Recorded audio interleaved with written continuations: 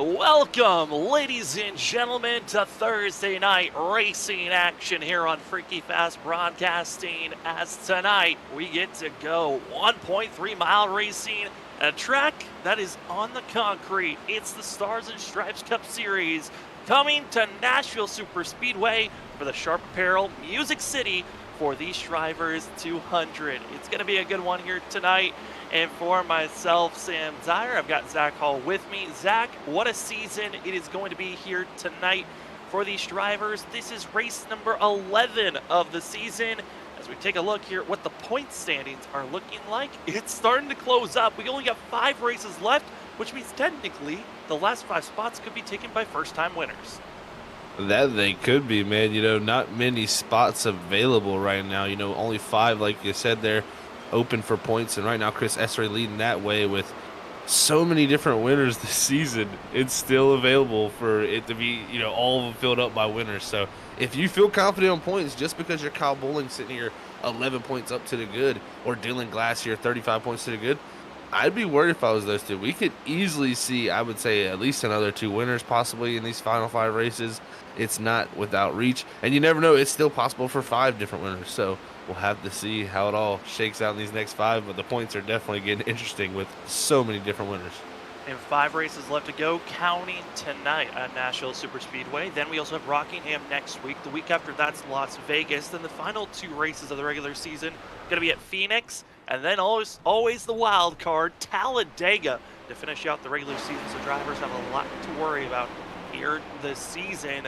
But until that point, they've got to worry about tonight. And Zach, it is going to be that of Nashville Super Speedway that these drivers get to attack.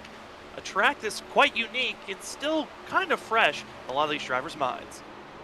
That it is, man. This is one of the newer ovals that we come to on the circuit, and I tell you, it's a very interesting one in itself. Got a lot of character. I mean, first of all, a lot of the main talking point, you can look at it, it's the surface.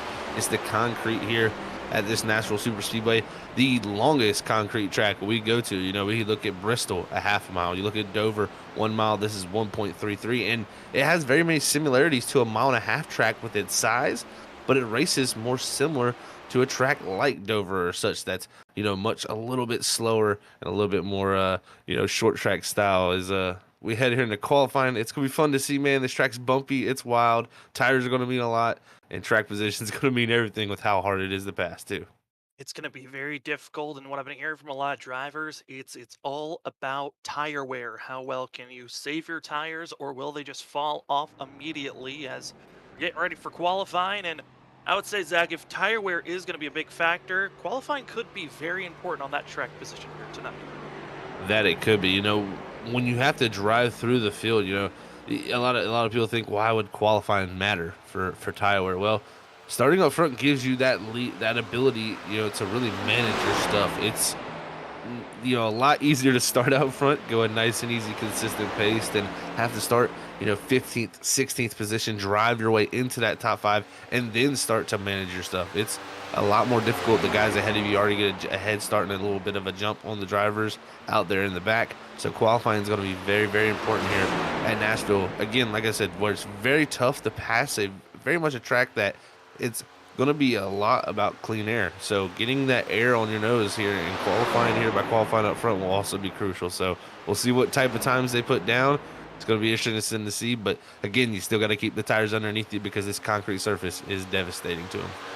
As first driver to come across the line, put their first lap in, Kyle McCoy. As we see on the screen, it's going to be the 22 of Randy Cornwell, who what's their first time. Going to be a little bit slower, but could be an advantage, saving those tires for that last lap to see how quick of a time you can put down. It always has been interesting to see with this new tire and how this tire has evolved throughout these last couple of months.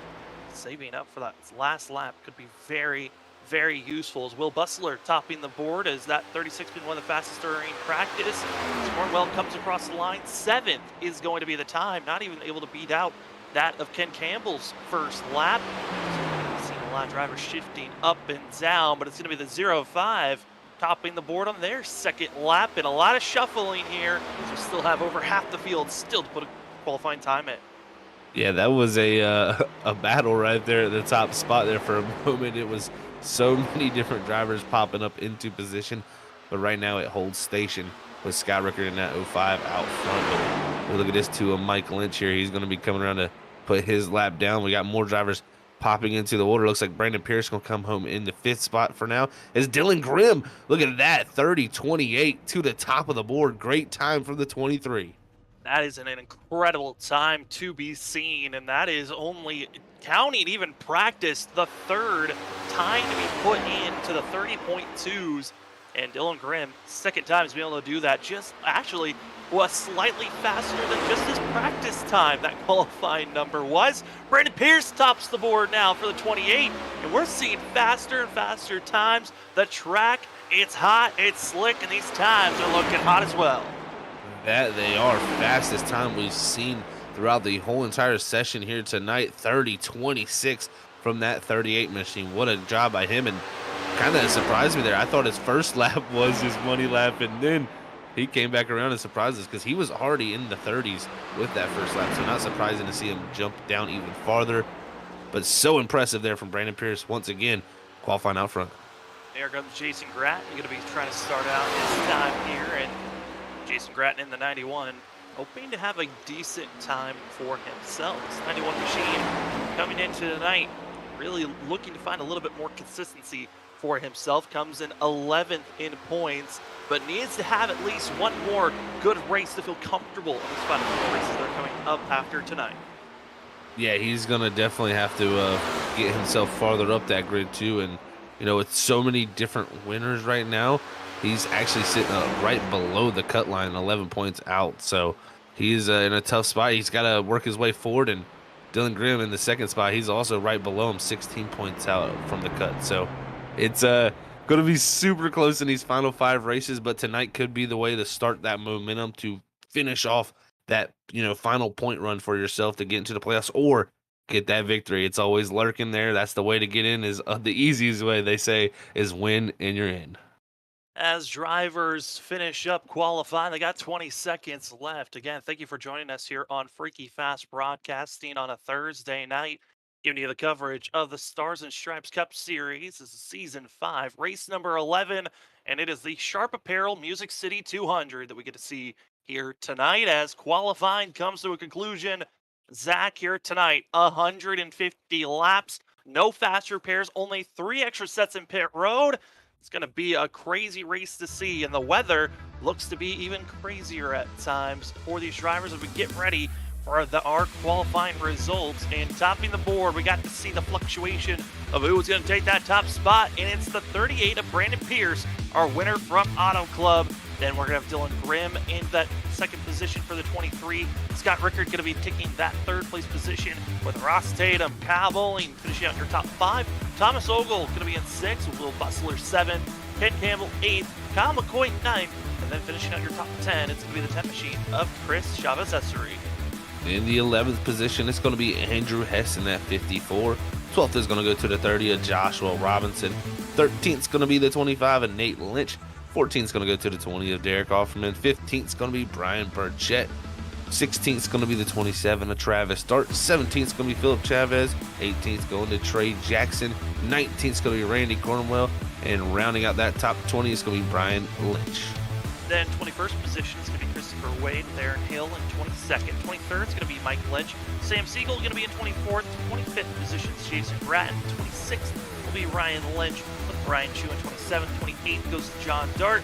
Zach Kreitz is going to finish out your top 29. And the last driver, riding shotgun, it's Doug Pierce in the 39 machine. 30 drivers, here's Zach for 150 laps. No stage breaks, but certainly this race might bring out a couple of cautions, but at the same time, I've watched a lot of that of Nashville Super Speedway races. This race is very prone to staying green for quite a long time.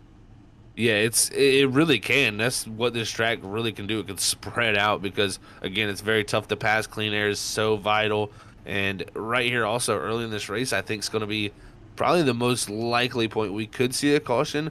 There is some vicious bumps down in 3 and 4, and you're going to see a few of these guys struggling here in the early going with those cold tires, getting over those bumps. But after those temperatures get up and the pressures start to build up, they should be able to navigate them bumps a little bit better. So they should be able to keep it pretty straight at that point. But we'll see how it works out. But this early point, like I said, could be the most treacherous part of the run.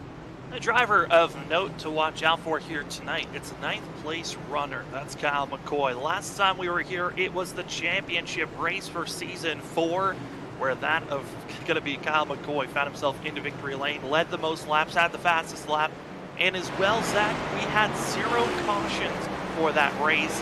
That of the 7 is hoping to find himself back in victory lane and his first win of the season, which is crazy to think. We're 10 races already into this season. This is going to be race number 11, and Kyle McCoy is still searching for that first win. It really is mind-blowing, and he's only 46 points to the good here in the playoffs, guys. So, I mean, you know, he's had a season where he's had a lot of speed, in my opinion, but just hasn't had those finishes to go along with it. And it's kind of similar to how it started out for him last season. We'll see if he can turn it around here where he won the championship last season. Time to see who can get it done as it's the Sharp Apparel Music City 200. We get to the restart zone and the drivers stacked up and ready to get racing as the engines roar, heading into turn number 1. It's going to be your front 2 on the inside already. A pass for the lead is about to be made. Scott Rickard with the best launch you could ask for, from 3rd to the lead. I wonder if that was a first gear start from the 05 that kind of cut the 38 off maybe there, but man, the Pierce there dropping back early. Here's already Tatum going to be trying to take advantage, or sorry, Grimm's going to be trying to take advantage down the inside in the 23. And Pierce stays high, going to be lingering. Will he just give up the position? He won't. Have fight right on back, hold on for second, and already sparks starting to fly here tonight at Nashville as already a shift. 2 positions before you even enter turn 1. You don't see that very often, and that's what the 05 has done. Already have a half a second lead on top of that. Scott Rickard is dominating the first 2 laps of this race. Got out of a cannon that he is in the 05, trying to really bring out some brilliance here as he's a past champion here at Stars and Stripes and showing that veteran ability and talent that he's shown throughout the seasons here. So once again, Scott Rickard up front. But Kyle Bowling here, he's that driver on the cut line here entering tonight with 5 races to go, 11 points to the good. Early in this race, starting good up front, but you know, no stages here at Stars and Stripes, so you're not going to be able to get points by running up front here early in the race. He needs to keep himself up here in contention for majority of the race. We'll see if the 44 can keep that for majority of the night. This 44, I mean, Kyle has been known for staying in up front in the top 5. That's how he's been, you know, one of the contenders for the past couple of seasons is be in the top 10, top 5. Maybe not a winning vehicle each and every week that we go in, still searching for that win is the 44, but he's placed himself in positions to make the playoffs. The only bad thing is if he doesn't get a win, this could be a season where he misses out on the playoffs. It very well could be. Like we were talking about, only 5 spots still available here for all those playoffs and 5 races to go. If he's on that cut line, if one driver, and if he stays on that cut line, one driver that wins out there that hasn't got a win, they go and take that spot from him. So he's got to watch out for that. Is now going to be that 36 of Bustler trying to take the position from there. Bustler was super quick in practice. Let's see if he can back that up as he's going to take that spot for a top 5. Up to 4th is Will Bustler, fastest vehicle during practice in the 36. Hoping that practice time will translate. And what's crazy to think, that fast time, 36 point during practice, wasn't even going to be fast enough to be the fastest during qualifying. Drivers really stepped up their speed during that qualifying time. And something I want to look at, we're talking about the concrete, how much that could be a factor on these tires being worn out. Well, the weather is another thing that we want to look at because Zach, this track, it is going to get hotter and hotter as the day moves along, as these drivers have to deal with 80 degrees. Going to be for that ambient temperature, for the track temp, 119 degrees with only 6 miles per hour wind. Yeah, like you said, I expect it to go up. So 119 right now. If we check back in later, I wouldn't be surprised if we're in the 120s by then. So definitely no cloud coverage out here. It's a clear sky, so that means that sun is just going to be baking down the track. And as these guys continue to race like this, it's only going to make the track hotter. As old Kyle Bowling here, that 44, continue to lose a few spots here. But this could be a tire conservation thing. But giving up track position versus management of tires is always an option you got to weigh as a driver. And that's what you're seeing here early to go from these guys. As Christopher Wade's going to make the pass there up to move himself up in position. Up to 17 is going to be the Wade, our winner from Daytona to start the season off, and with that win, locked himself into the playoffs. And at this moment, kind of give huge credit to Christopher Wade. He's really been trying to find a little bit of extra speed these last couple of weeks, and right now, I gotta say, if you're gonna see an underdog type of run, I think Christopher Wade might be that. As we drop back to Phil Chavez, that 8 machine just trying to survive here tonight. It's been kind of a rough season overall, but he's trying to search for that top 15 finish here tonight. Yeah, looking for that top 15 and closing in on it here after starting 17th. It looks like Offerman going to be up out the groove, maybe to allow him to take that spot.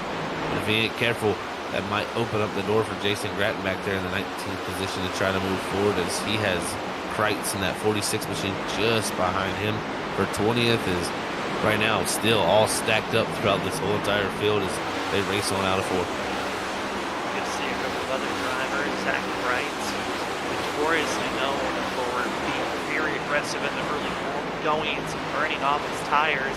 He's back at it again here. Zach up 9 positions, now making 10. And it could be a couple of more for the 46 here in just the first 10 laps, but I don't think that he didn't get the qualifying times that he wanted, starting back in 29th position. But Kreitz, this is going to be a long night if this race stays green all the way through, because this is going to be all about the long run for this race.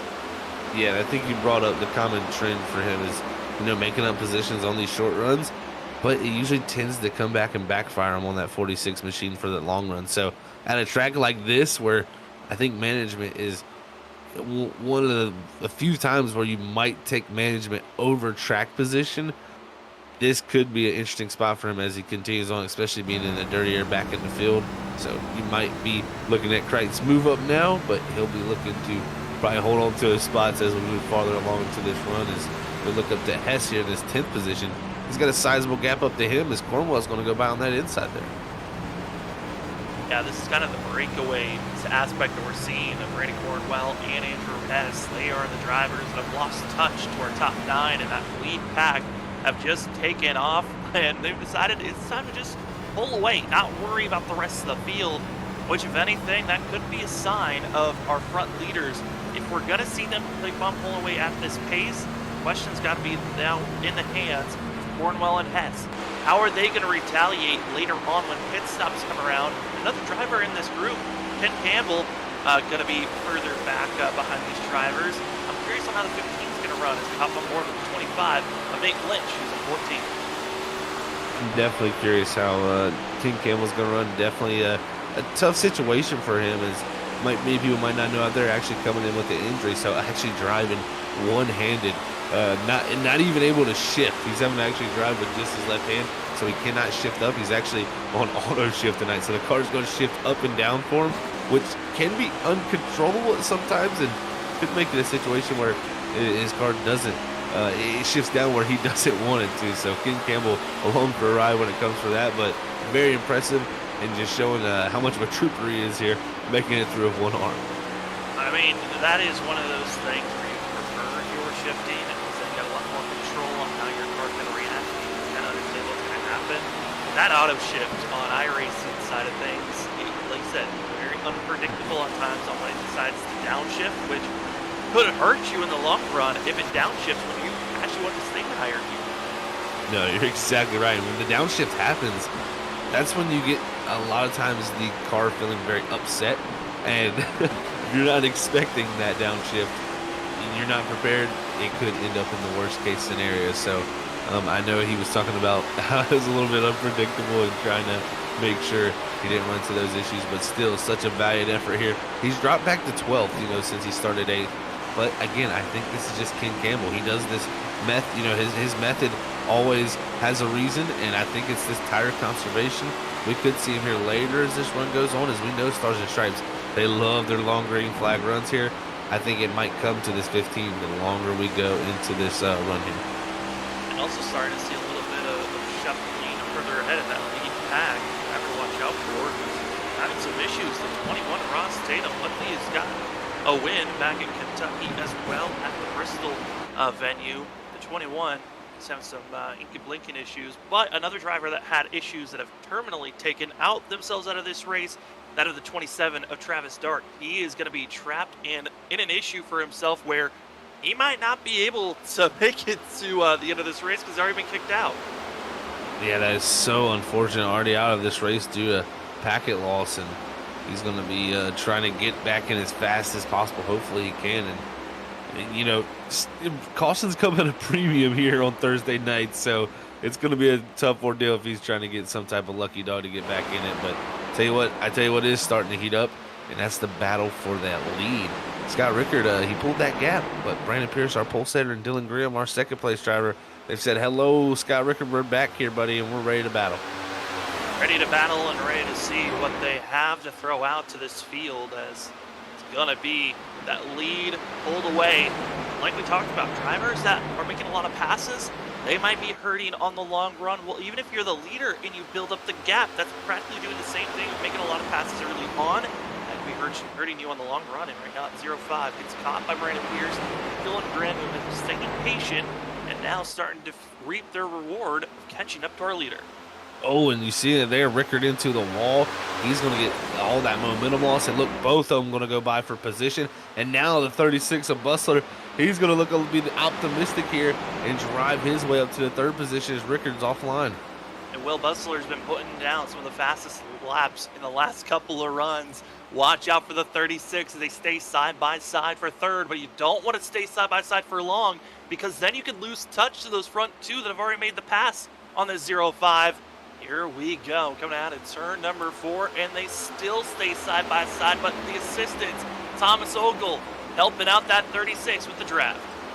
Yeah, everybody stacked up on the bottom. It's just 4 red cars, all 1, 2, 3, 4 right there trying to go by Scott Rickard, who was once in the lead, now getting passed by multiple cars. As you see Ogle here on this inside line below him. It's tough to get this done, but he's going to try to clear him here in 3 and 4.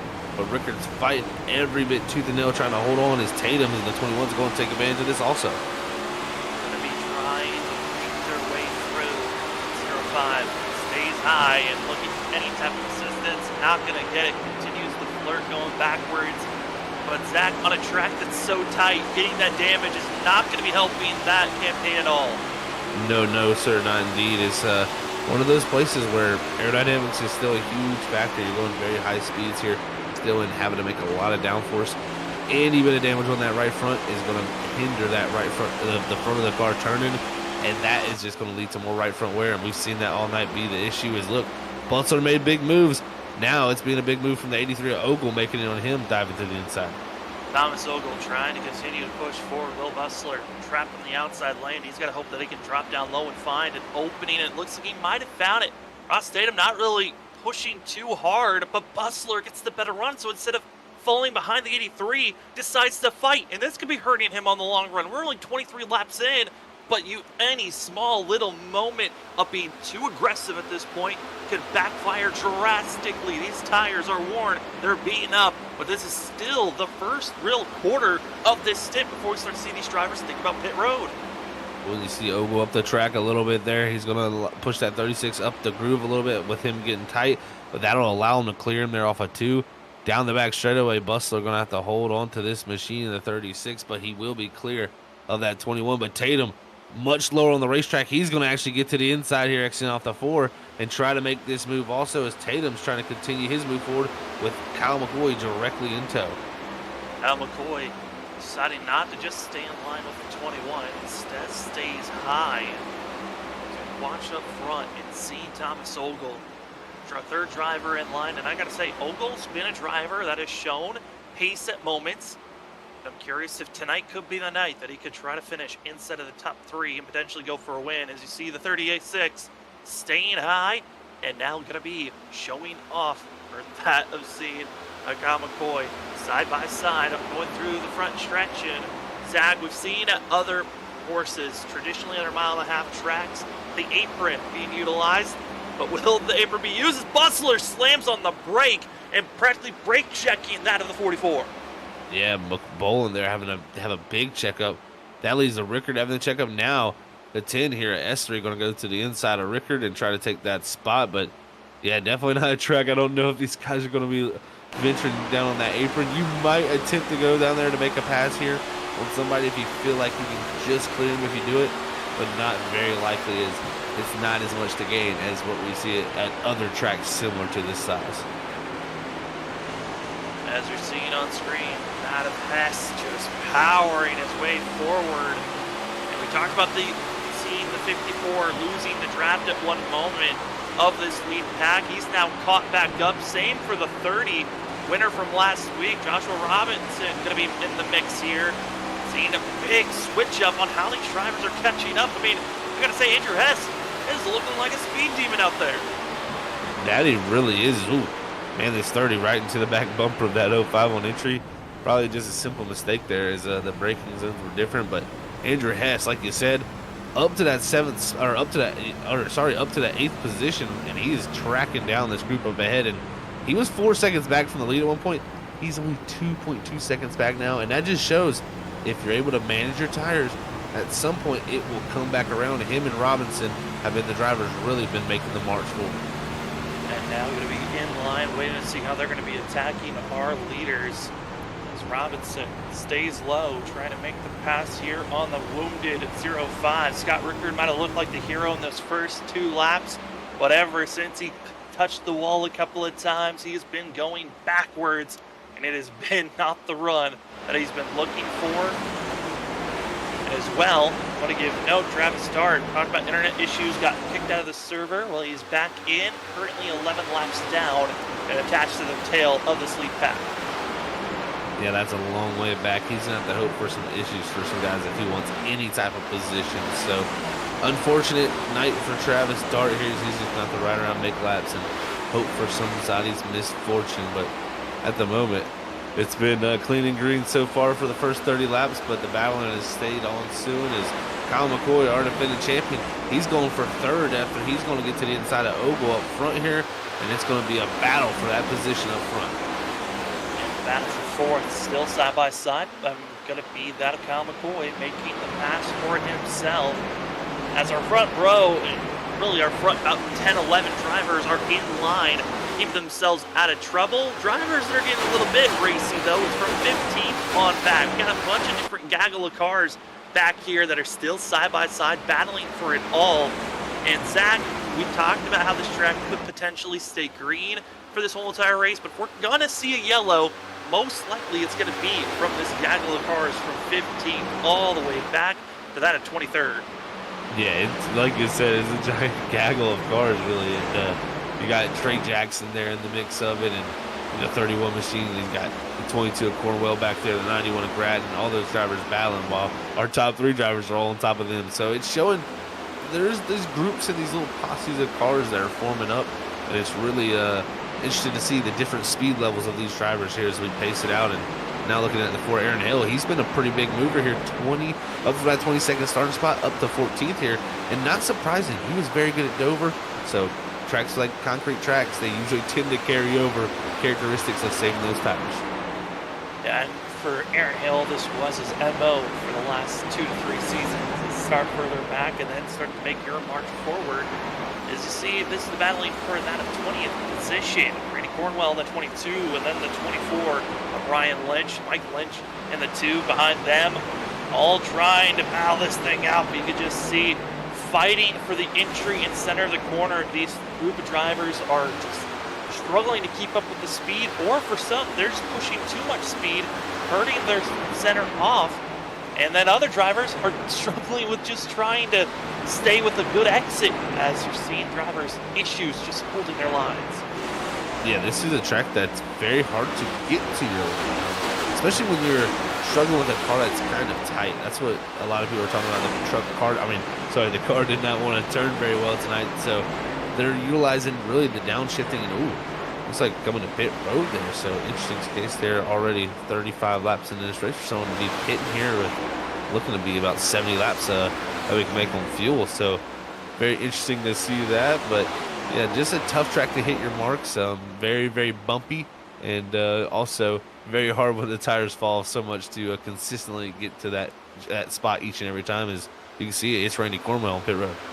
Cornwell, you would think that they would try to push it at least lap 40, but 35, looking like this could become a 2 to a 3 stop type of a race as Kyle McCoy almost making contact with our leader appears as a 7 trying his best to fight this thing out. Man, oh man, he's been flying too. He's driven himself up into that second spot, and he took the chance there on the inside of Pierce. And, you know, a lot of people thought he might be the favorite coming into tonight after that win last season here. And it's showing once again, he's got this track dialed in. And on the long runs, especially as he closes in here to Pierce, he's going to look again to this inside once more and get another attempt. Don't want to wash up like he did last time because he almost took them both out. You're right on that quarter panel, coming in with the aggression back into the throttle in this 7. And patiently moving forward, letting the race come to him. And Kyle McCoy, he didn't lead every lap last season when he won the championship here.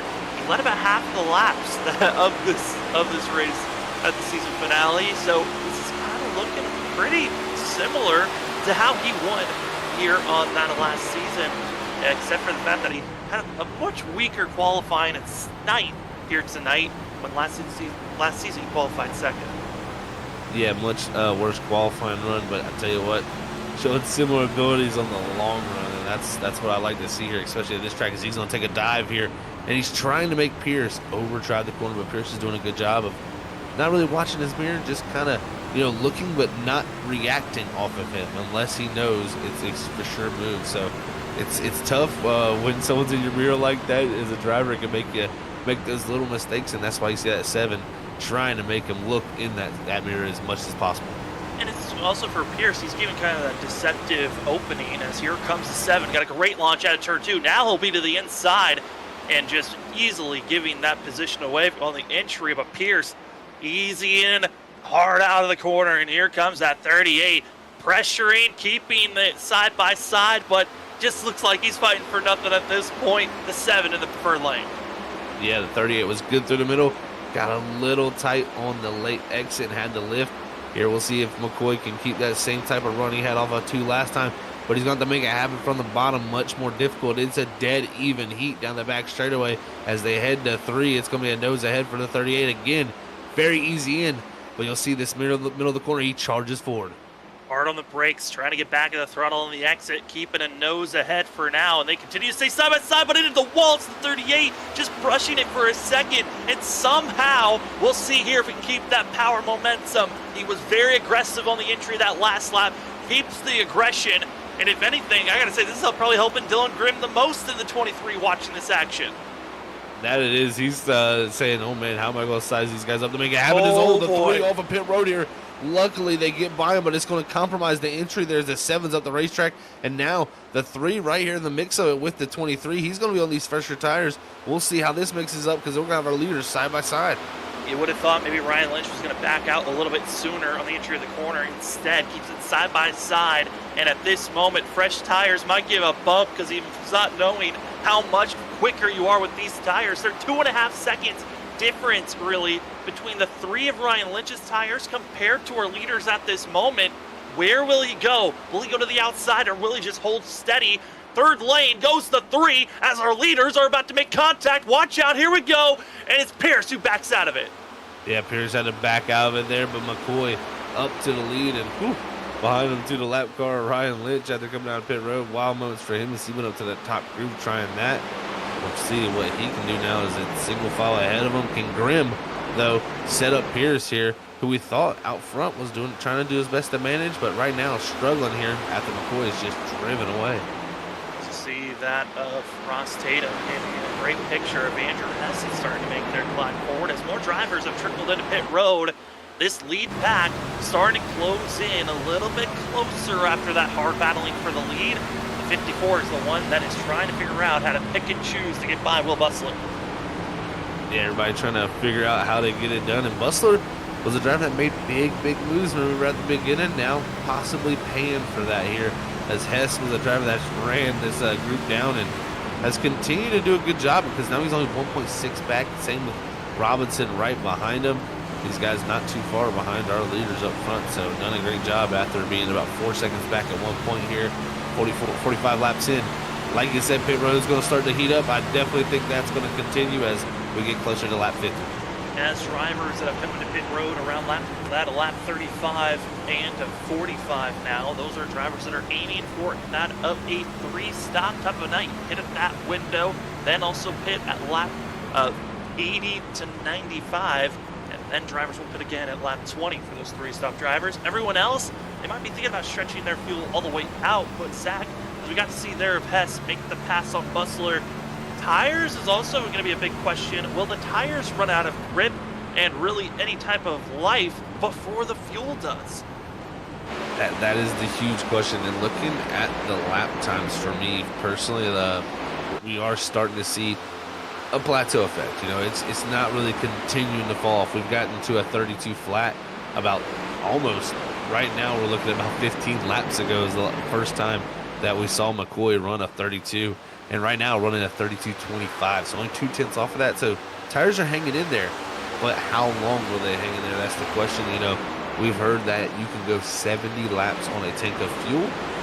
Now, will someone try to stretch that and try to maybe go 75 and, you know, maybe make this a one-stop? The question is, will the tires get there for me? That is where I think the tire question comes in.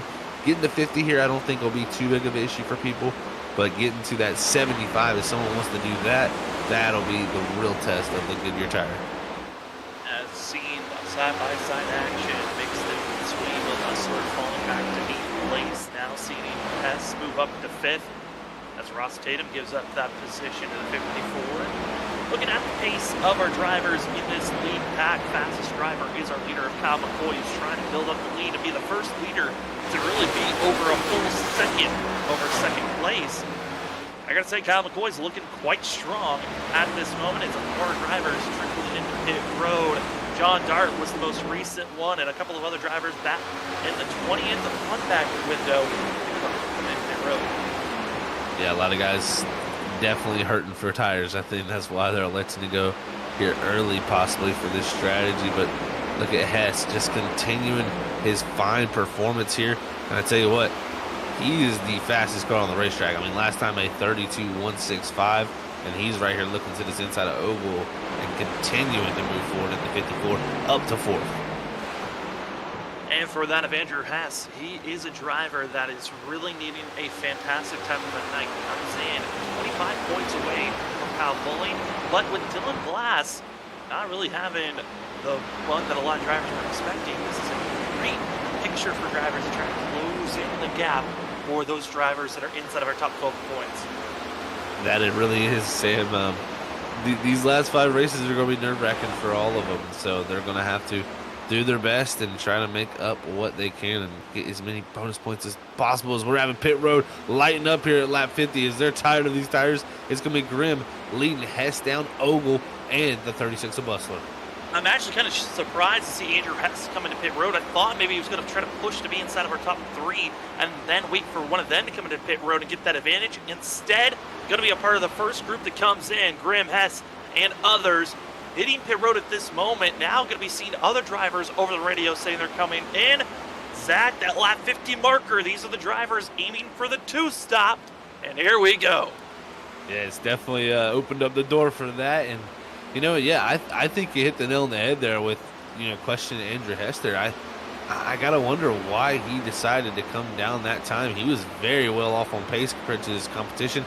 You would get an advantage also on tires by going a few extra laps, but maybe he feels confident enough with, you know, more laps on the tires that he can hold people off as that plateau effect starts to happen. So we'll see how it works out for him, but right now, some drivers are electing to stay out there, and Robinson, one of them in the 30, he's been very quick. He hits pit road now, as also, I believe, McCoy, our leader, is too. McCoy as well is in pit road. Now the question is, will Aaron Hale? He doesn't. Aaron Hale stays out. Derek Offerman stays out. And now it's going to be Ken Campbell that hits pit road for himself. Just for Wade stays for an extra lap. And with, you know, Andrew Hess, there's two sides of the coin. He could have came into pit road a lap after everyone else and had that tire advantage for the long run, or he could have come into pit road when he did. Again, he had that advantage, but if he pits with the group that first comes in, he'll be able to get that 2-lap advantage, and he knows that he's got the speed on the long run, which might equal out for those drivers that have to catch up to those that pit early with undercut. I think that's what he's definitely thinking in that car, so see how it plays on out when it all transfers through. But I was talking before, 70 laps on fuel, so you need to stretch it another 5 laps to get to that point to make it a one-stop race. And I talked about the tires being an issue, but not only the tires being a huge issue for that one stop, it's the lap time. So much fall off here tonight that really, if you do that one stop, I think you come back around and beat them on a 2-stop with just the tires. So I don't think you can go fast enough, and the tire fall off is probably not going to be there for drivers trying to make that one stop available. Also, with how bad the drop off is, would there be an advantage for doing the 3-stop potentially for these drivers if we stay green? Because if you've got some of these fast drivers that are very aggressive on their tires and try to put on fast lap after fast lap, there could be a slight chance you can try to make that advantage. But again, that is a lot of time you have to make up. That is over about 20 to 30 seconds you have to figure out how to catch up if you do an extra stop. Yeah, it's definitely difficult, but I tell you, it might be why some guys have elected to go that way. We've seen a lot of guys hit that 3-stop kind of number. So if it plays out that way, it could very well come into the favor for them. But yeah, it's always interesting between those pit stop decisions of what you want to do, the 1-stop, the 2-stop, the 3-stop.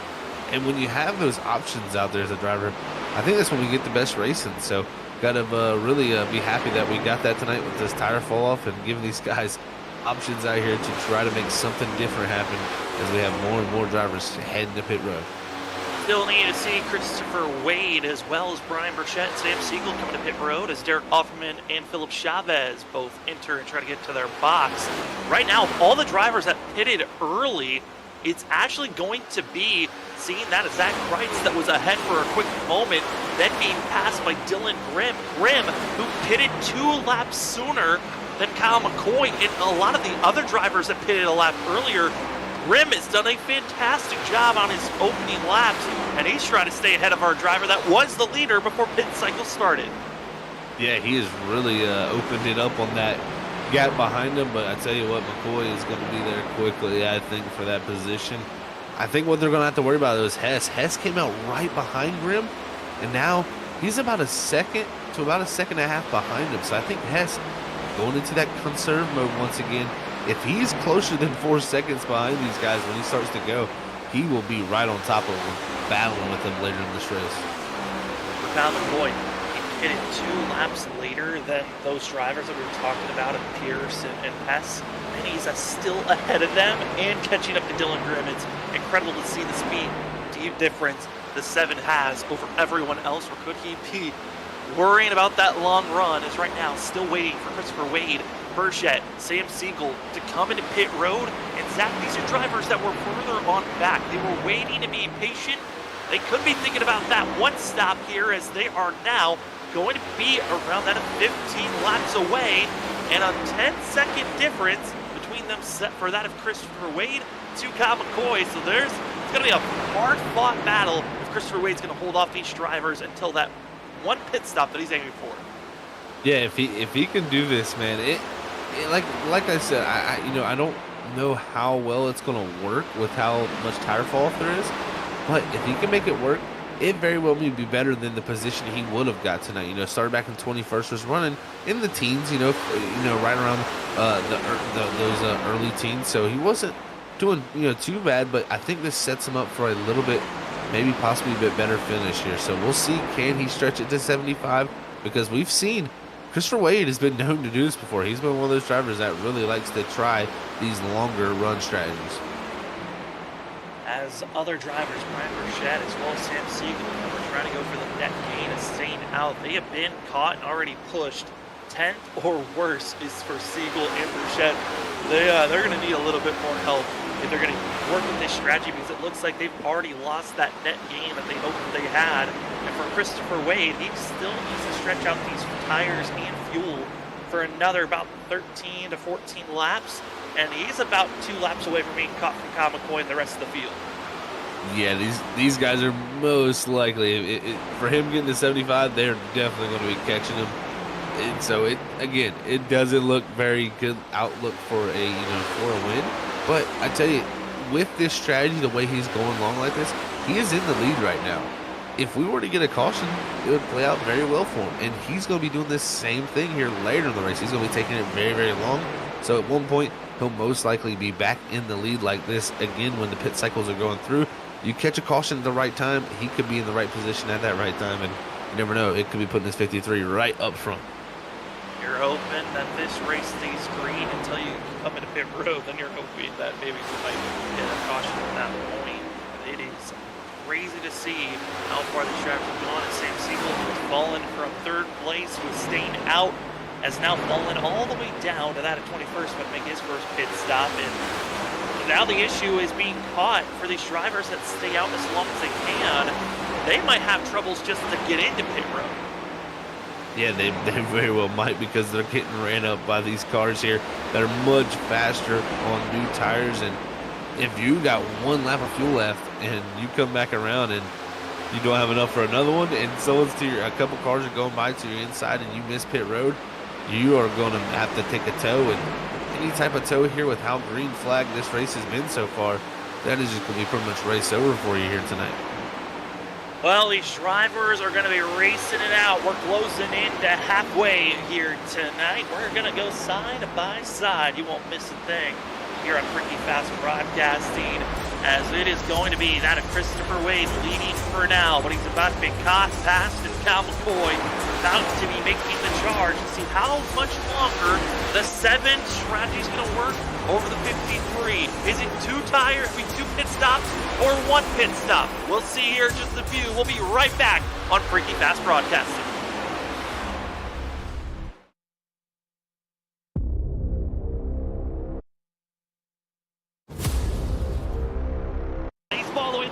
They're splitting, and it's a complete mayhem. We have a wreck at the front. 19 goes down into the 7, takes out the 00. They're 5 wide behind for fifth. Oh my, the 5 wide here. This ain't gonna work, is it? They're already wrecking into turn 1, and now coming through that of turn 2. This is it, the Daytona. Oh no, they're wrecking contact. Sets gets into the wall. Gonna be scattering on the outside. Drivers on the apron. Drivers coming out of nowhere. Edison on the outside trying to get the win. And it's William Edison stealing it at the line. Into the wall. The 18 trying to block. 77 to get into the 18. That leaves 3 of TJ Roberts. 17 to Gavin Rogers. 3 of TJ Roberts is going to steal the win here. What second fiddle so many times last season. Christopher Wade wins the season 5 Daytona 200.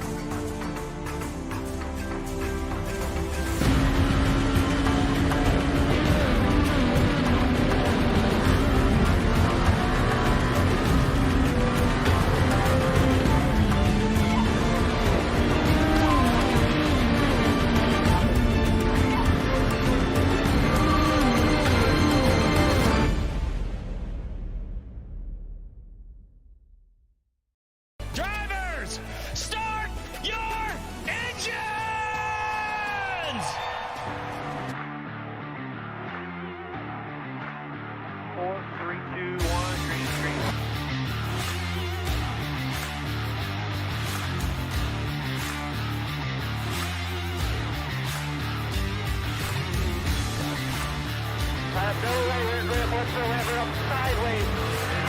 sideways, everywhere. Come on, man, do what you can.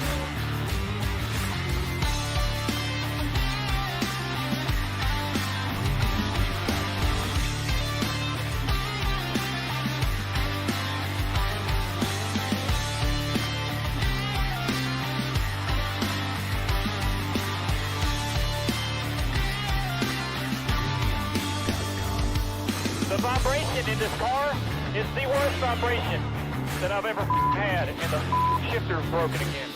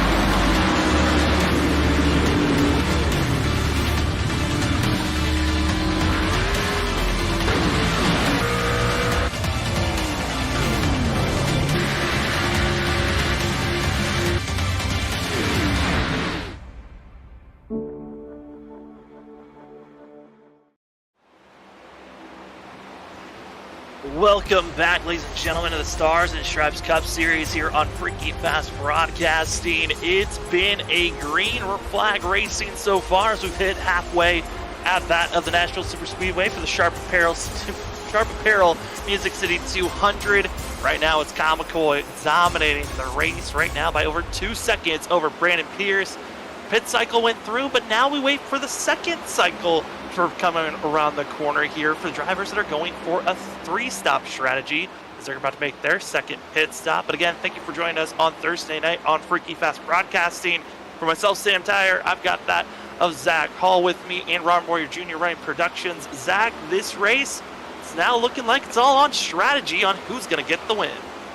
That it looks like, man. I tell you, at any moment a yellow flag lurks around the corner, but 77 laps so far, and kind of similar to what we've seen with the championship race here last season. No cautions in that one. It just seems Nashville not liking Barney to use the yellow flag out there on the flag stand. So right now we're keeping it green, and Kyle McCoy continuing to lead as we cycle through the field here. This is 66 of John Dart. We're checking out. He's in 19th, so he's got a good climb for him too. He started 28th position, so up to that 19th spot. Great job there for John Dart. He's got Kreitz right directly ahead of him, who actually started right beside him. So definitely cool to see those two making their way through the field as we got 23 cars still in the lead lap. And looking at the times on when drivers had to come in pit road under our commercial break, Christopher Wade was not able to make it to that halfway marker. So most likely the strategy is staying out and hoping for a yellow flag. Did not happen, and now he's going to march his way through this field, being the third driver a lap down, not the first one. So if a caution comes out now, he would not be in the lucky dog position. But Zach, we do have some bad news. One of our front runners in the top 10 disconnected. Yeah, that was very unfortunate news while we were in a commercial break of Ross Tatum there in the 21 disconnecting, and similar to a situation that Travis Dart has actually got by him now as Tatum has gone 12 laps down here and dropped back to the final 30th position. So shows that Dart is still fighting for spots out there if something was like that to happen to somebody. So he's got that spot, but man, oh man, it just shows you at any moment here in sim racing, that is almost our I guess you could say engine type failure. So technical issues for him. And right here, 3 wide with the lap car. Dart, oh man, Grattan there in the 20 of Offerman there. That got real close behind this group right here. Yeah, these drivers, if we're going to see a caution, it's going to be in this gaggle of cars that are dealing with lap traffic, some on the lead lap. But overall, this is an 6 to 7 car pack that's trying to roll with one another, as it's going to be seeing that of 33. And others on top of one another, and trying to keep the patience is the goal. But these drivers all battling that are a lap down, and this is important racing for themselves, all trying to catch up to the 3. Ryan Lynch, who's just fallen a lap down for himself. But Zach, 81 laps in, it's all been about how tight and how much tire wear there is in this track. We've seen a couple of drivers clobber the outside wall out of 4. It looks to be that is the danger zone, so we're going to see a yellow. It's either going to be drivers making contact on the exit, or someone's going to have to dive bomb and make it a very aggressive move. Yeah, you're going to have side-by-side action that someone gets into that wall, I think, and gets into more, like you said, someone dives in there, hits into that quarter panel, or gets into that rear bumper. If you want to see a yellow, is this track, keeping it green here and keeping some good racing going on back here as this group just continues to do that as Offerman has got by him. Jackson, he's dropped back to 15th here as he's kind of drive his way up to that 20 there with Grattan right there in tow, the 24 on Lynch, as this group is really from 14th all the way back to 17th. As this group continues to race on around one another, some other action inside of our top 10. That's going to be the battle for 7th place. Bill Bustler going to have that of last week's winner. Joshua Robinson going to be on his tailpipes, and Robinson on the fresher tires. But Zach, for the majority of these drivers, they are 30 laps into this stint. We're 20 laps away from seeing the drivers that are on the 2-stop pit road. Now, eyes will lie on how much space can Robinson really come back, as he is on technically the fresher tires, but we talked about it coming to the end of that first pit cycle, the plateau effect we could be seeing. Yeah, it's very frustrating as a driver, especially when you have fresher tires than someone. You run them down, and then right when you get to them, it feels like you can't do nothing. And you kind of run into what we call the tire plateau, and it's just where the lap time gets to a certain point, and it really doesn't drop off after that. If you are consistent and you hit your marks each time, you can hit that time, and unless you've really destroyed them tires. If your tires are too abused, then they will not perform out there on the racetrack. You'll see that times continue to drop and go farther off into that deep end of the lap time. So still can do that, but the plateau is a very normal thing to see with these V7 tires on iRacing, and it's actually a very realistic thing too. So these drivers deal with that, and you take that chance of trying to use that undercut, but sometimes you give up a lot of time. When you get to them, that tire advantage you had might be gone. Drivers continue to race out, starting to spread out from one another a little bit more. The driver of note that we were watching immediately while we were coming to the beginning of this pit cycle that was looking very fast. 3rd place battle, Dylan Grimm, and also that of Andrew Hess, going to be those drivers of watch. With Andrew Hess, he was looking like one of the fastest drivers before the pit cycle happened, and Zach pitting 2 laps sooner than Kyle McCoy. It's looking like this strategy for a moment looked like it was going to backfire, but if you look at the lap times, it could be the opposite. Yeah, this is that point of the run where we're starting to see those 32-second lap times, and that was where Hess really started to come alive. And right here, this last few times was quicker than our leader McCoy. McCoy now is going through a lot of traffic, but we'll see how much time Hess can gain as he's really closed it down to Grimm and is trying to get that 3rd position here at some point, but it's just inevitable at this point. This 54 looks good on the long runs all night. As the 83 here, Ogle, he's kind of no man's land here, about 2 seconds back from that group up there, Hess and Grimm, and then about 2 seconds ahead of Chadwick Zessary. As these drivers continue to go out, let's go to the battle for 3rd place. Dylan Grimm really starting to struggle in the center of the corner, as Andrew Hess is really finding some success there. But it seems to be a little bit of change up on the fact that Hess isn't expecting the drill drop off by the 23, and it's actually costing him now on the exit. That it is, and look at this here, a late dive into the corner, and man, oh man, the 54 to the inside. Grimm up the racetrack. This is going to open up the door here for 3 and 4. Can the 54 Andrew Hess complete this pass? They drive it in pretty even here on entry. And the 54 trying to hold that bottom lane. The 24 washing up in the middle. I think you should see the 54 clear here late on the exit. Oh, and there's the contact as the 23 gets too close to the outside wall, and that's exactly what Andrew Hess needed to see. Clears and now on the charge. Try to go after Brandon Pierce, as it's going to be a little bit around that 2nd marker for Andrew Hess and Pierce. The battle for 2nd place now on the eyes of Thomas Ogle. After that drop of speed to Grimm, the 83 starting to close in. Yeah, this is kind of similar to what we've seen with Scott Riggert. Remember, he went out there, pulled a big gap on the guys at that first start of the run. As a little bit of blinking there from the 23s, the 83 closes into him. Pulled that big lead at the beginning, and Scott Rickard really dropped back. Remember, Dylan Grimm, when we came off pit road, he opened up a huge gap to these guys behind him that all had pit with him. Well, now he's probably paying the prices for that, as now Ogle trying to take this spot for him and drop him back to that 5th position. And tell you, he doesn't need to look too far behind, because Joshua Robinson is running both these guys down in the 6th spot too. Speaking of, that is Scott Rickard, who at one moment, like you said, was up front, had a big lead. Well, after that damage, after pit road stops, he has fallen down to that of 11 is the 0-5, as he's in a little bit of no man's land. As you can see here, of going to be Joshua Robinson, nowhere to be found, but the pass for 4th underway with Thomas Ogle and Dylan Grimm. Yeah, Ogle able to get that almost done as they race down the back straightaway here.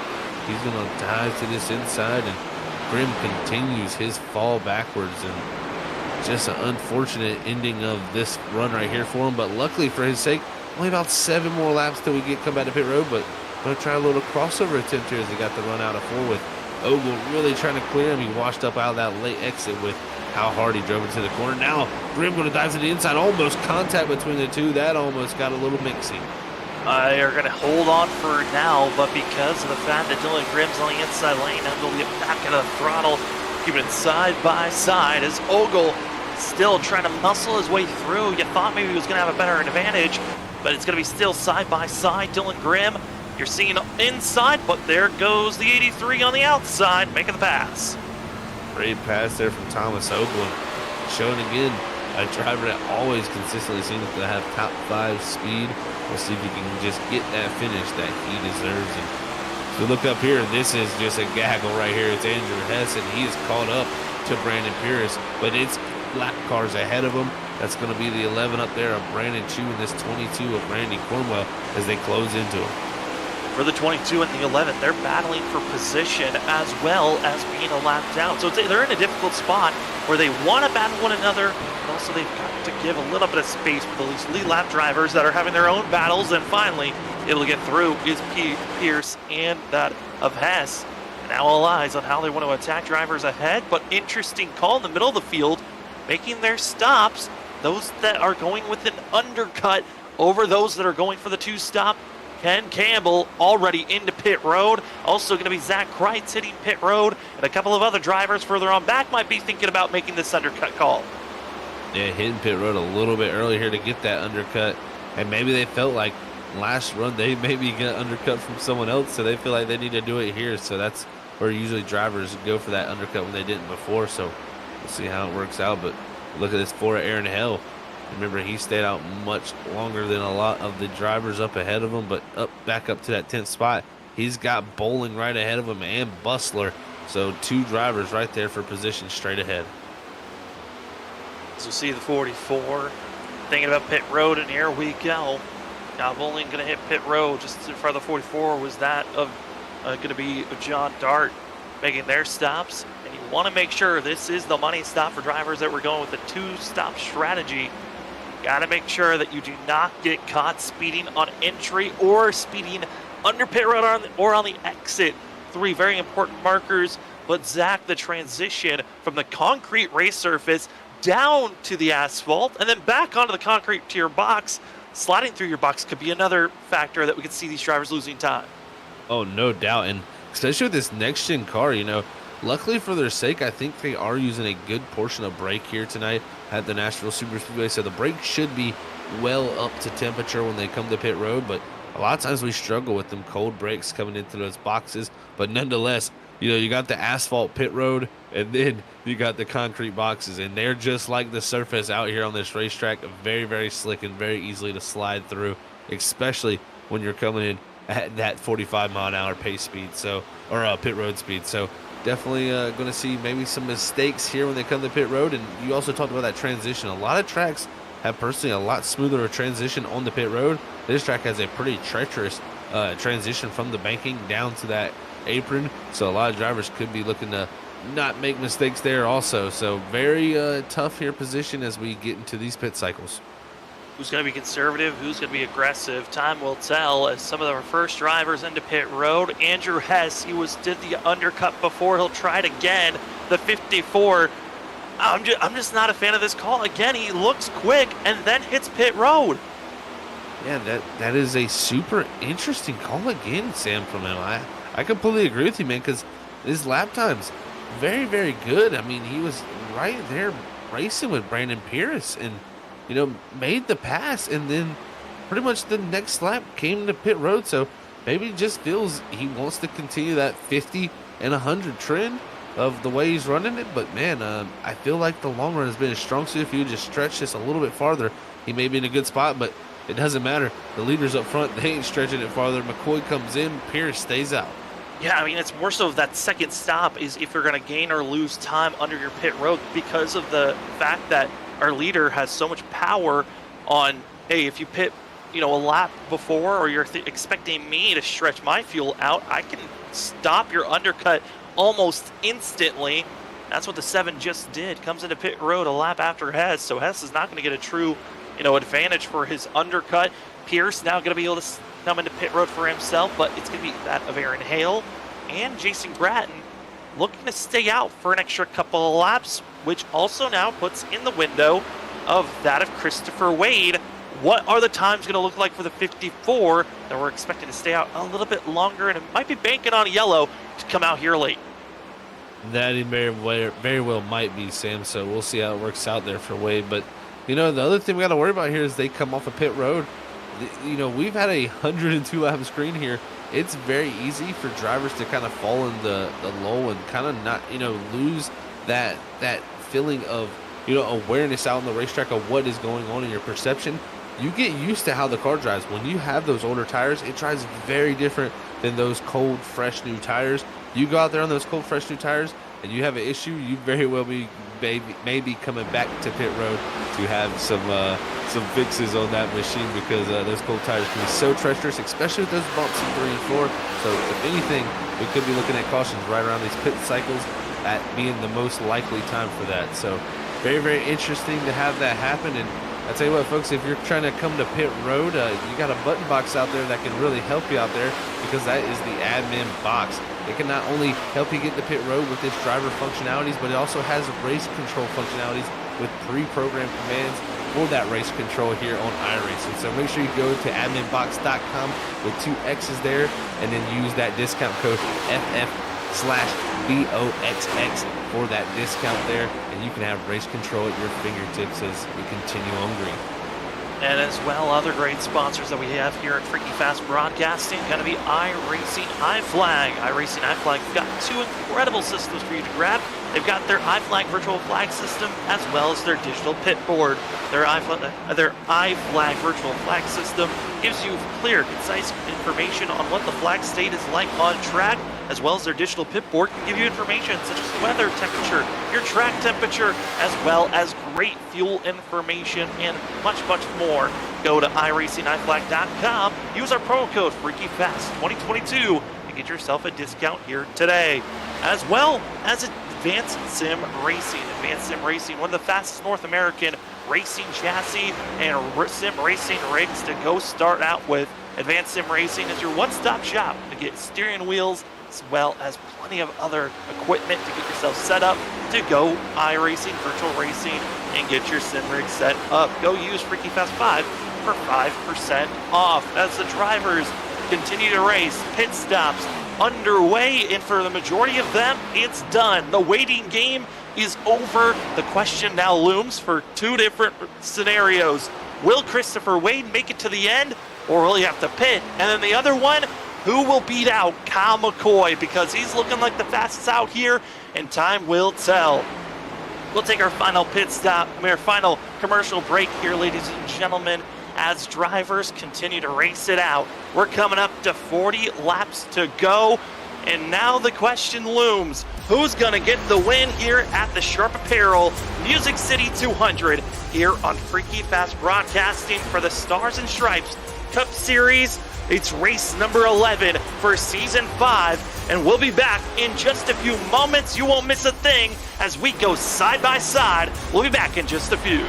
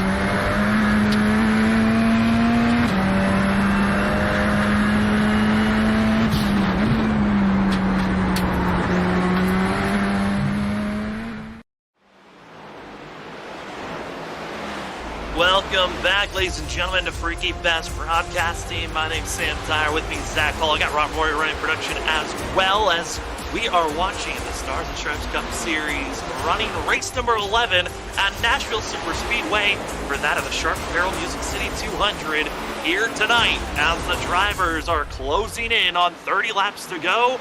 Zach, all drivers have made their final pit stops. It's now to see who can make it to the end. Yeah, it really is down to that. And I tell you, I would say who can catch Kyle McCoy, but I don't know if anybody's going to be catching Kyle McCoy if this green flag stays out.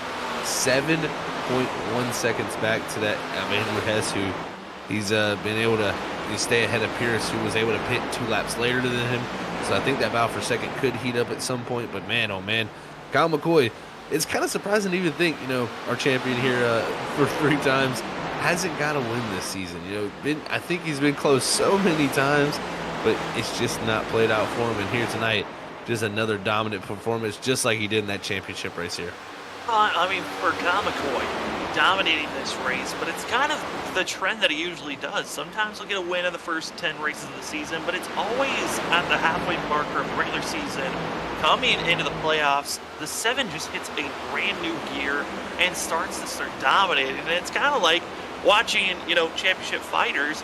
They go 5 rounds, they go a little bit further, and they're always set with the stamina to finish at the end. And that's exactly what the 7 does. He is always kind of just setting up the rest of the field.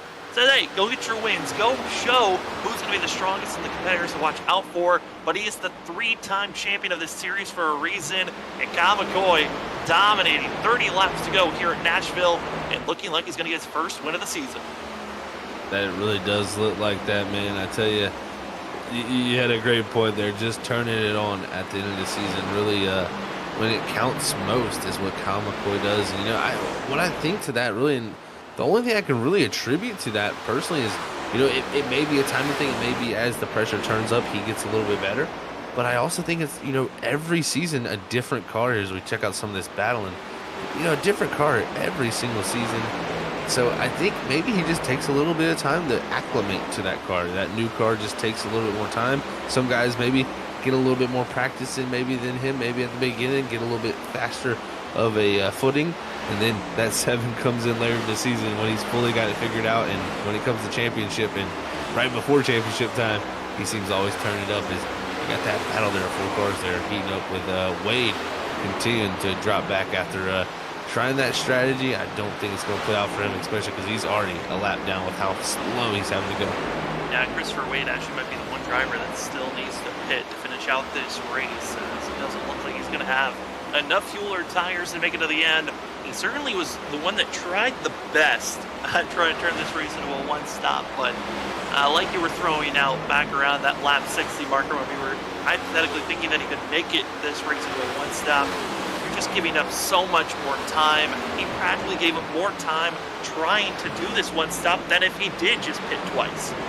Oh, no doubt, definitely. He really is probably going to go back looking and saying, that was not the right strategy call. He went for it. You got to give him credit because he's actually still sticking to it, especially after he's already went a lap down. So when he comes to pit road, it's only going to get worse here for him. So he's going to get a couple, probably be 2, almost 3 laps down when that happens. So not going to be looking for the greatest finish here probably tonight unless something else happens here. But yeah, definitely stuck to it and definitely tried his strategy. So you can't knock it too much there as he's got Lynch ahead of him. But you see the 30 here, Robinson, he's up to this 5th position, and he's going to possibly have some time here to close down Ogle up ahead of him, who is about 1.5 seconds up ahead, and Grimm about almost 1.5 seconds behind Robinson here, who's got the lap traffic up ahead of him, not helping one bit at all right here. Absolutely not. And going to be seeing the pass being made as the 2 of Mike Lynch going to be going high and trying to get out of the way. If possible, it looks like the 2 going to continue to fight on. As right now, we're out of Mike Lynch. Just trying to put her along, but for that of Robinson, you look at when these drivers came into pit road, one of those that tried the undercut of trying to come in about that of 2 to 3 laps before Kyle McCoy and Andrew Hess. Just didn't work out as planned for the 30 machine, but still a very strong run for our winner from last week. And I think that's also kind of can attribute to looking at that of 53 of Christopher Wade. winning. If you've won, you're locked into the playoffs, and that's what enabled Christopher Wade to try this scheme of trying to go out and go for a one-stop. Because when you got that win, you're locked into the playoffs. And for Robinson, he finally got that win, and a couple of other drivers hoping to get the win to lock themselves in. Kyle McCoy is trying to become the 8th different winner of this series.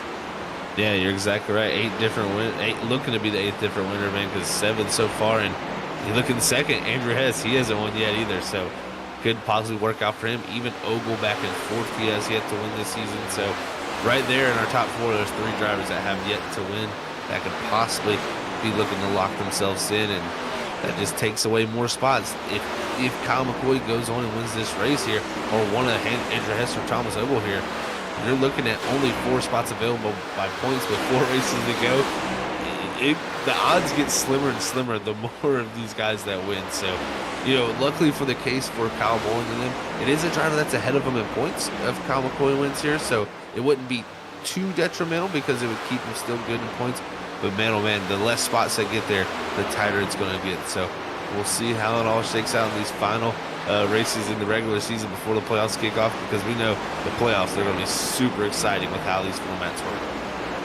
Who is going to continue to make it forward as we are going to find ourselves going to Rockingham next week. Rockingham short track racing. We talked about how aggressive the bumps can be here tonight at Nashville Superspeedway, but Zach, the bumps just get even worse heading into next week. That they do, man. Rockingham is a very old surface, and not only, when you talk about a track with character, I think that track has character with a capital C, if there ever was, because it's just such a wild place. 1 and 2 just seems like you can't turn. It's so hard to get to the bottom line, and if you don't get to the bottom line, you just have no grip. So it's very wild. You're going to see turn 2 be a spot where drivers are just going to hate all night. They're going to try to stay off that wall, but I'm sure a lot of them are going to get collected by the rock.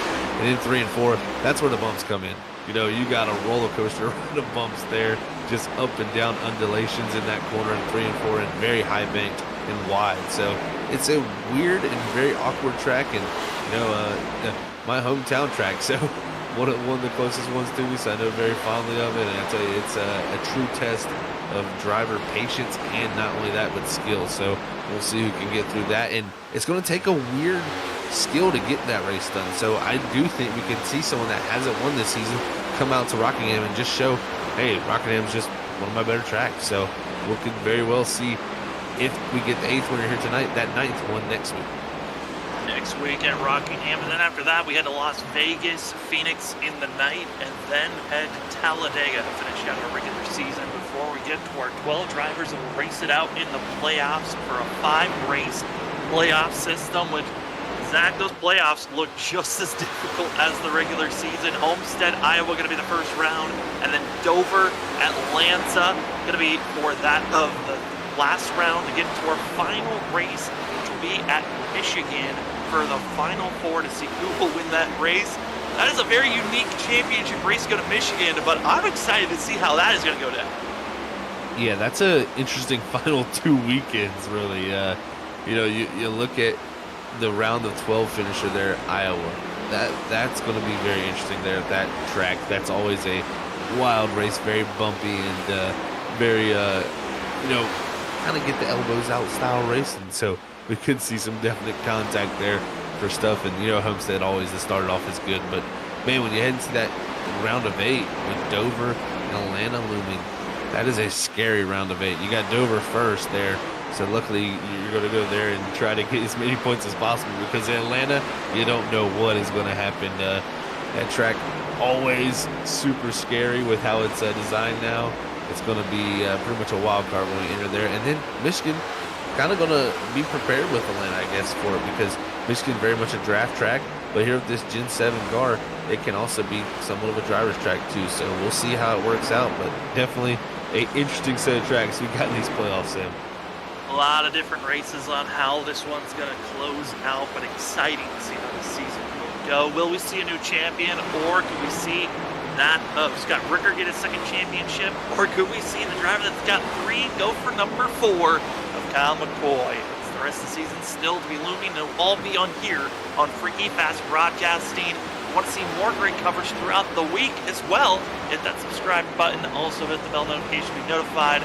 Like, comment, so we get more eyes on the series that we get to produce here on Freaky Fast Broadcasting. 15 laps to go, and Kyle McCoy with over a 6.5-second lead over that of Andrew Hess, who we've been scratching our head all race long, really, on those pit stops. And gotta say, Zach, for the 54 machine, I think in theory his strategy was looking good, but I think it might have been the fact that it wasn't an audible call of my tires still look good, I can stay out for a couple more laps. That could have been the reason why the 54 isn't in victory lane here tonight.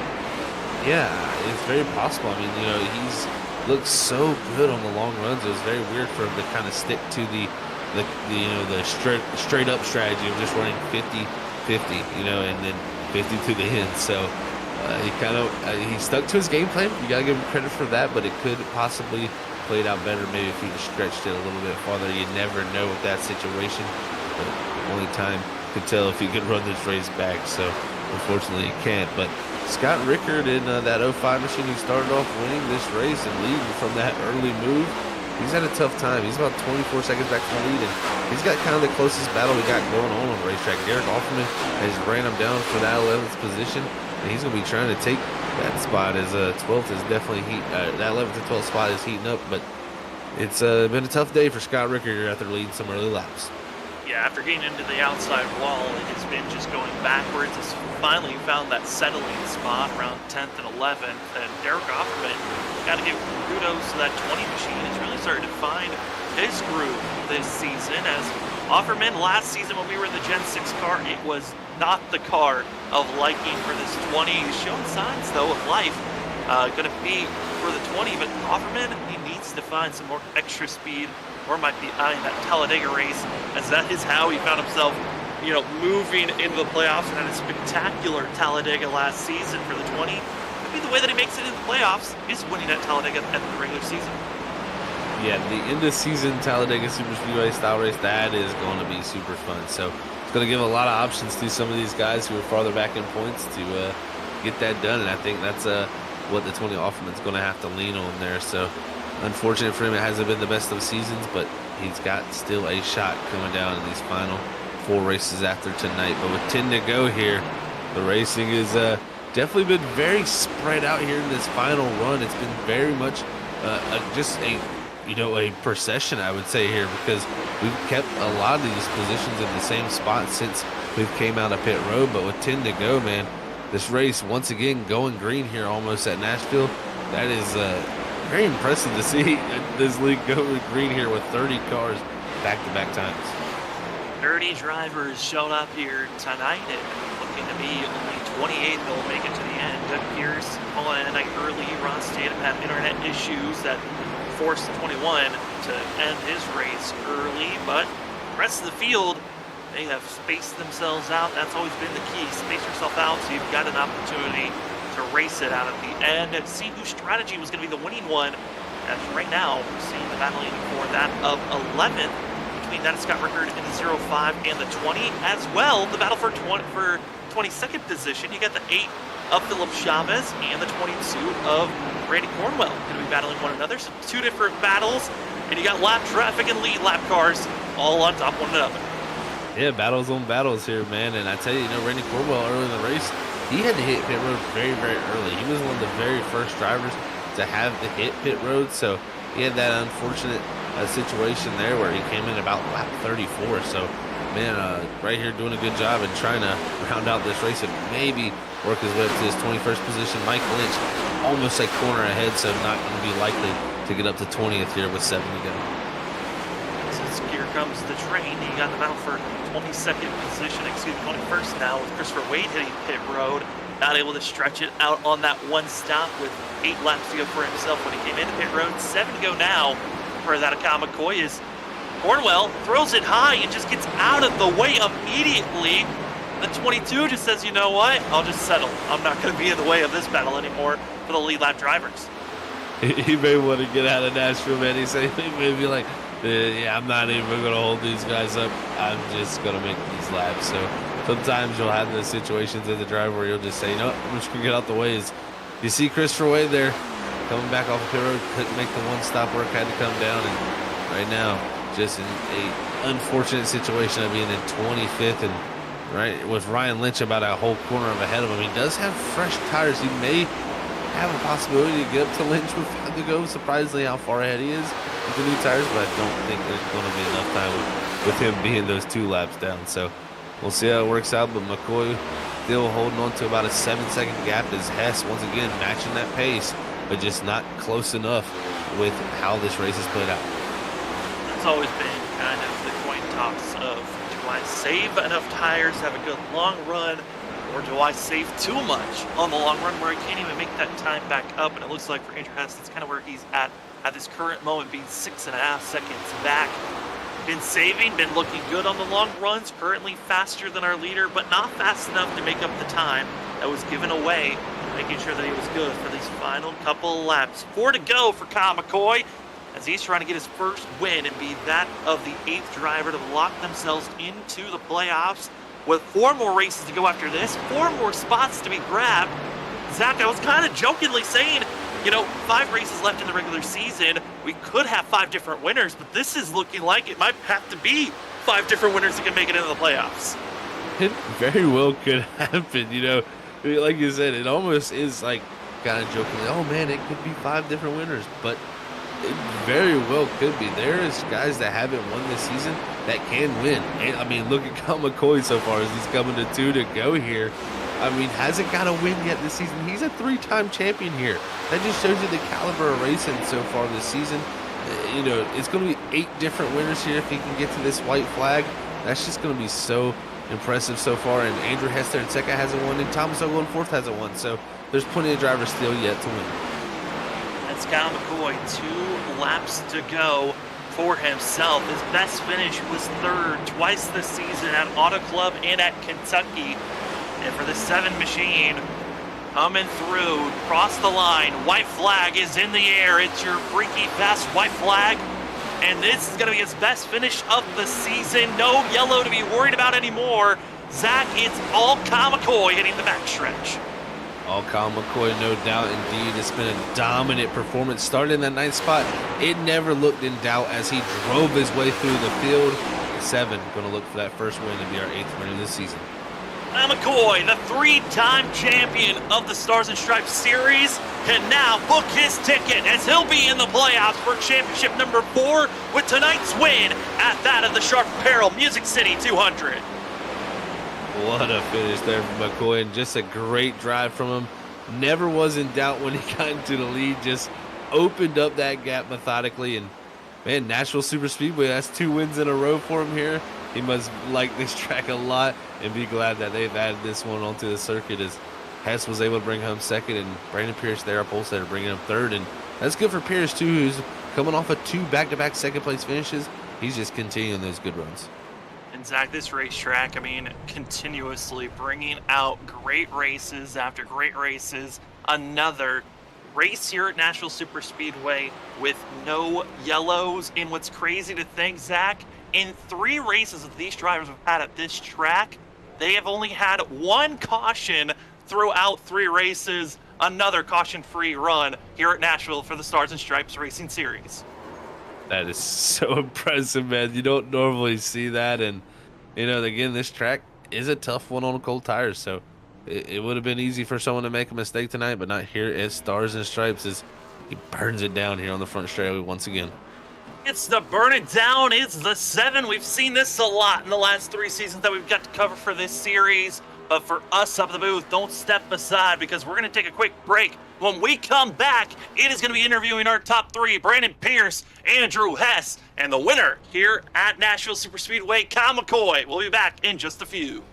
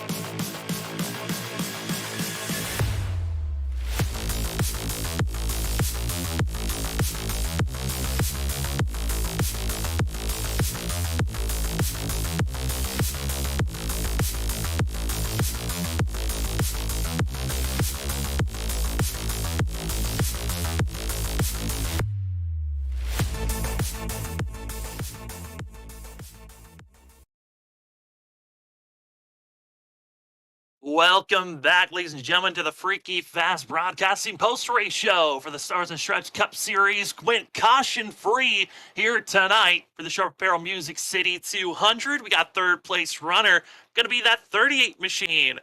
Brandon Pierce, our Auto Club winner, but tonight comes away third. Brandon, congratulations on a third place run. And man, how are you feeling after going green all the way? I'm feeling pretty good. It's nice to get some long runs in. Shows off some different driver skills. You saw Kyle there with his, tire management and his consistency really comes to the foreplay on those green flags. Couldn't go get the speed out of the setup today. Just wasn't doing it for me. Couldn't get the rotation to keep the speed that I wanted, and I was able to hang on there at the end. But third's not bad. Yeah, definitely not bad at all, Brandon, man. Congrats on that. And this continues your run of top 3 finishes, now 3 in a row after 2 second place finishes in a row here, now third. We head to Rockingham next week. How do you feel about going into that track? Oh, man, you got to love the rock. It's another one of those tracks where tire saving is a big thing, being consistent. Those walls coming at it too, that'll give it to you real quick. It's real bumpy. It's easy to lose it, so I'm looking forward to it and looking to be up here at the front again. Well, congratulations again, Brandon, on your third place finish here tonight. And before we let you go, the floor is yours for any shout outs. Big shout outs to Triad Racing Enterprises, Susan Media, Stint Analyzer, everybody on the team doing everything they can to make us all better drivers. The admins for putting on a great league, and you guys for broadcasting and letting us do what we do. That's going to be the 38 machine of Brandon Pierce. Congratulations again, and good luck heading to the Rock. Thank you. As now we go from that of third place to second place, where we find the driver that was looking quick on the long runs, but comes away second. That is Andrew Hess in the 54. Andrew, congratulations on your second place finish. How you feeling after that one? Oh, I'm elated. It's nice to have a good qualifying run for a change and not have to pass everybody multiple times. Yeah, definitely was a great night for you, Andrew, man. Best finish of the season. And it seemed like the long runs were your strong suit, man. Take us through that because it seemed like you really made a lot of time up as the run went on. Yeah, I think that's kind of always been my thing. I can't qualify worth a darn, but I can do the long runs. So I need the long green flag runs, and I was happy we were able to get that tonight, and I was able to show my tire saving there. And Andrew, that was one thing we were up in the booth questioning. Was your original plan just to go 50-50 on those pit stops? Or was there an audible thought of maybe I'm looking quick, my times are still fast while I continue to stay out there? Both.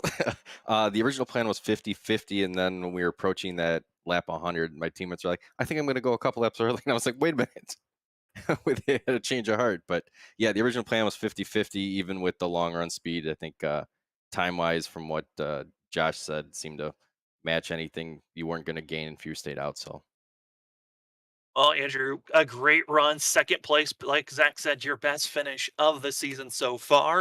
And before we let you go, the floor is yours for any shout outs.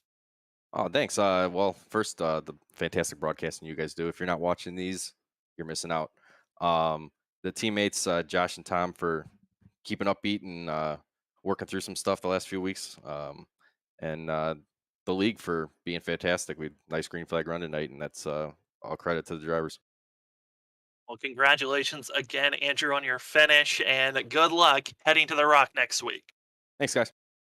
That's the 54 machine coming away with second place as we head to that of Victory Lane, where we find ourselves with the 3-time champ now getting a berth and a ticket to the playoffs. Kyle McCoy is with us. Kyle, I mean, it looks like Nashville Super Speedway is your home after a dominating run here tonight.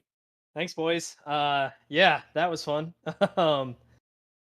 Yeah, this is my track here. I knew we were set up to come through a good stretch of tracks. I was trying to survive early in the season through some of my not so great stuff, and finally got something in my wheelhouse. So yeah, that was fun. Yeah, it definitely was a dominant performance, Kyle. Congrats on that, man. And I tell you what, first one of the season. But I tell you, there's a few of these races this season I feel like that have gotten away from you that have been pretty close. How's it feel to finally get that win? Because just how close you've been so many times this season. Yeah, it's certainly nice to check the box, right, and make sure we're in the playoffs easy. Not that I would race differently otherwise, but it's nice to have that done. Yeah, there's been a couple close calls. Like I said, a lot of the tracks, I mean, Kentucky, Gateway, Richmond, I can't remember where we were before Gateway, but all those tracks just kind of are not my favorites. So running where I did at those places kind of was a win in itself. Obviously didn't count on the score sheet, but it is nice to finish it off. It was nice to do it in the manner that we did tonight. They usually don't go that easy. It probably looked easy on the broadcast. It wasn't. Definitely made it tougher on myself not qualifying up front, but this is kind of my place. I don't know what I figured out here, but it works, and can't complain. The concrete just seems to be your place of specialty. As luckily we got another one in the playoffs. Speaking of playoffs, now that you got that monkey off your back, are you still thinking about the regular season, or now is it just focus on these playoff races in just out of 5 weeks? Yeah, I'm gonna have to honestly look at the standings and figure out where the playoff points are at. I think there's more out there right now. We got, I think, Rockingham, Vegas, and Phoenix up next, which I think I can get some more of those points at. Rockingham and Vegas are two more tracks that I feel like I can go and perform really well at. So we'll see. So yeah, I am thinking about the regular season just a little bit because you have to have those points. It may not look like it when you get to the playoffs and uh, everything comes down to those races, right? But those points are a huge buffer. So I think while we got the tracks in front of us that are good to me, I think I'm gonna be trying to get some more of those. But in the end, it's not really any different from what you're doing. So I'm a racer. I like to win. I'd like to win every week if I could. It's really tough to do that in here, obviously. So I'm thinking about the regular season, but there's some good tracks for me in the playoffs, and I'm excited to get there for sure. Well, still a lot of great races to we are excited to see coming up. But tonight, Kyle, congratulations on your win. And before we let you go, the floor is yours for any shout outs. Appreciate it, boys. Shout out to my teammates first and foremost, Mike, Nate, and Brian. They're always putting in work, and it's fun to be on a four-person team this year for sure. Like to see if we can sneak Nate into the playoffs here before too long, and we'll keep working on that. That for sure, we're thinking about that in the regular season as well. Shout out to everybody watching. Shout out to some of my friends that I got out there, Jeremy, my dad, my grandparents watching. So appreciate all those people checking in, and shout out to you guys for putting on good broadcasts. I'm gonna enjoy going back and checking this one out. Hopefully, it wasn't too boring. This place is tough. You got some dirty air factors. You got some. It's harder to pass. But hopefully, we put on somewhat of a good show. So, yeah. Thanks to you guys. Thanks everybody else. Thanks for the league. And we'll go get them next week at Rockingham.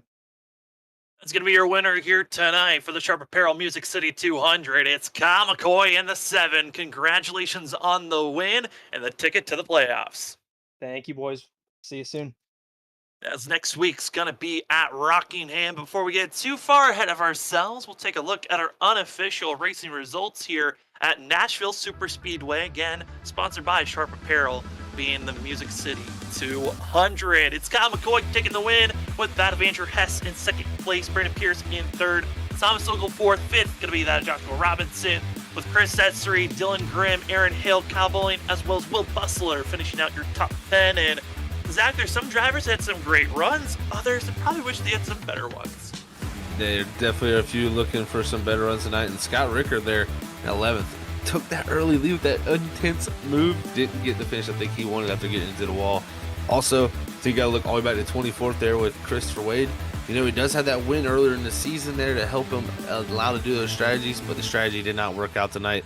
24th there after 2 laps down, having to pit late. So tough ordeal there for him and a few other drivers, just not probably getting the night they wanted here at Nashville, as it was a tough one out there on the concrete for 150 straight green flag laps. I'm sure a lot of guys after this one are going to be worn out. It was certainly a long race for some, and for others, it was a good one to have. For Kyle McCoy, he gets into victory lane and wins here tonight as it went green from start to finish. No yellow was thrown. And what a great run for the 7 for himself, leaving us with just that 14 drivers on the lead lap. But Zach, we're heading to the Rock. We got to talk a little bit more in depth during the race about that track. But how are you feeling about next week? Oh man, I'm very excited. That's one of my favorite tracks on the circuit there that we have here on iRacing Oval side of things, and it's so tough and demanding. And That's what Brandon Pierce brought up about how it's The Rock. It's kind of a love-hate relationship. I love it as the watching standpoint. When I drive it, sometimes you almost hate it just because of how tough and difficult it can be. And I'm telling you, the guys better get to know turn 2 because that wall is going to creep out and at some point meet them. So it will be a wild night nonetheless to say, and I think we could possibly see our 9th winner of this season. It's not without question. We saw our 8th one here tonight. Will we see it continue on at Rockingham? We got Rockingham, Las Vegas, Phoenix, and Talladega. The last 4 races before this regular season is done, and we start to think about the playoffs as it continues to grow. September is going to be a crazy month, so you better subscribe and you better get prepared for the rest of the season. We hope to see you there. But for us here at Freaky Fast Broadcasting, we got a lot more coverage to be seen throughout the week. We have tomorrow night off on Friday as well on Sunday, but we got coverages on all the other ones. On that Saturday night, we've got endurance racing, but in the cup cars, it's the 1-hour dash at Le Mans for that of the WSSR Roasted Gems Cup Series. Then on Monday, we got the ISRC Truck Series. Tuesday's the Full Send Racing Series, as well as going to be seeing the Wicked Racing League on Wednesday, and then we're right back here going to be seeing these drivers tackling Rockingham for 150 laps. But for tonight, thank you for joining us. For myself, Sam Dyer, for Zach Hall, for Robert Moyer, thank you for joining us on Freaky Fast Broadcasting. And to everyone else that helps us out here at Freaky Fast Broadcasting, we say thank you for joining us on all the nights that we get to cover great racing action. But for tonight, it was Kyle McCoy getting to victory lane, and hopefully we'll see some more great racing coverage in the upcoming races. Again, Rockingham next week. Hopefully we'll see you then. Tonight, though, have a good one. We'll see you on the next broadcast.